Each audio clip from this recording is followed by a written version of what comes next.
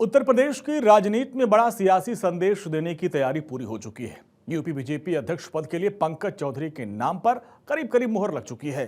संगठन के भीतर कोई दूसरा मजबूत दावेदार सामने अभी तक नहीं आया और यही वजह है कि फैसले पर मुहर और सिर्फ औपचारिकताएं बची हुई हैं। लेकिन सवाल यह है कि आखिर बीजेपी ने इस वक्त कुर्मी समाज के नेता को ही आगे क्यों किया।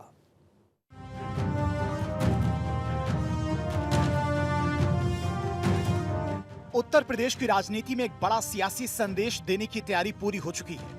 यूपी बीजेपी अध्यक्ष पद के लिए पंकज चौधरी के नाम को ही हरी झंडी मिल चुकी है।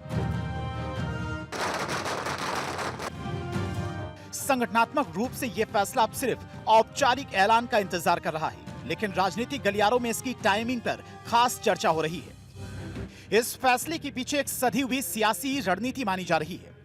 सर, प्रदेश की बड़ी जिम्मेदारी आपको मिली है। 27 में विधानसभा चुनाव से पहले पंचायत चुनाव, क्या प्राथमिकताएं रहने वाली? अभी देखिए, आज केवल पर्चा दाखिला हुआ है, उसका स्क्रूटनिंग हो रहा है।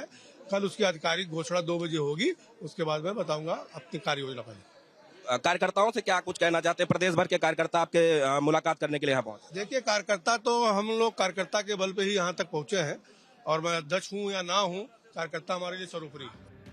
अखिलेश के पीडीए को सीधी चुनौती। समाजवादी पार्टी प्रमुख अखिलेश यादव बीते कुछ समय से पीडीए यानी कि पिछड़ा, दलित और अल्पसंख्यक फॉर्मूले को जोर शोर से आगे बढ़ा रही हैं। 2024 के लोकसभा चुनाव में इस नैरेटिव का असर खासकर पिछड़े वर्गों के बीच में देखने को भी मिला था। अब बीजेपी उसी सामाजिक आधार को सीधे चुनौती देने उतर पड़ी है। बीजेपी का आकलन है कि गैर यादव ओबीसी वोट बैंक में कुर्मी समाज की भूमिका बेहद अहम और निर्णायक है।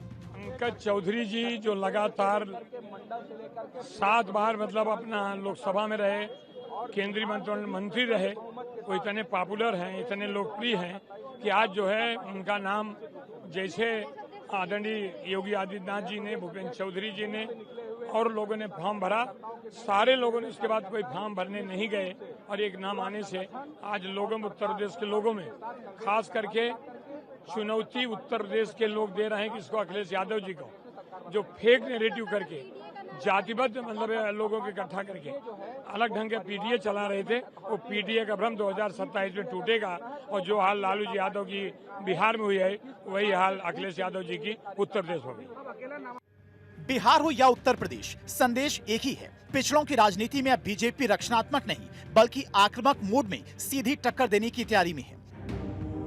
बीजेपी पंकज चौधरी जैसे अनुभवी कुर्मी नेता को आगे कर साफ संदेश दे रही है कि अब अखिलेश यादव के पीडीए फॉर्मूले का मुकाबला के यानी कि कुर्मी फॉर्मूले से किया जाएगा। कुर्मी समाज की पकड़ पूर्वांचल से लेकर मध्य यूपी तक मानी जाती है। यह इलाका चुनावी लिहाज से बेहद निर्णायक है। पंकज चौधरी को आगे कर बीजेपी इस बड़े वोट बैंक को एकजुट करने की कोशिश में है।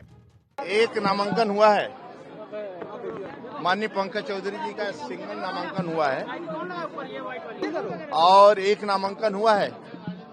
अब वो पर्चा जांच उच कर रहे हैं, घोषणा कल होनी है।